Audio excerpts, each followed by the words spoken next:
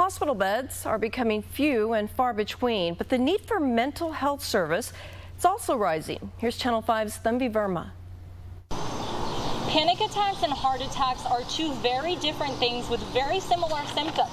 There's shortness of breath, there's sweating, and there's chest pain, which are all really common symptoms of both.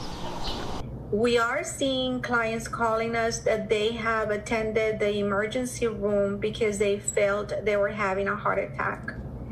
And when they were examined, then they realized they were actually having a panic attack.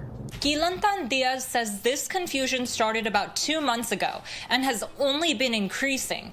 She says in her experience, more than ever before. We have anxiety, we have depression, we have post-traumatic stress, we have acute stress disorder, and then we have the isolation in itself.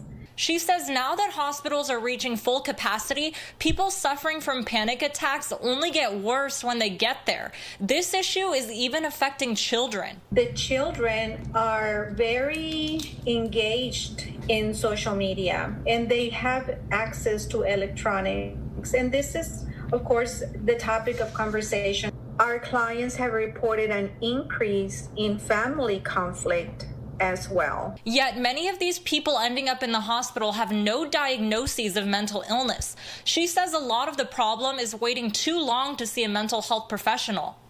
I'm going to say they don't have enough information about it. They don't understand the process of counseling. Maybe their views are based on movies. Gilantan Diaz recommends her patients this book called The Feeling Good Book by Dr. Burns. This book has a bunch of quizzes and exams that will help you see where your mental health symptoms are and whether you should talk to a mental health professional or not. She does caution against self-diagnosing and says this is just a start. Another thing we can all do is be proactive about maintaining our mental health.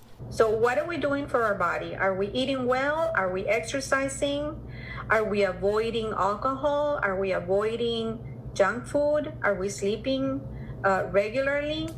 Gilantan Diaz says although these tips are helpful, don't let it stop you from getting urgent medical care if you feel like you need it. Tanvi Verma, Channel 5 News at 6.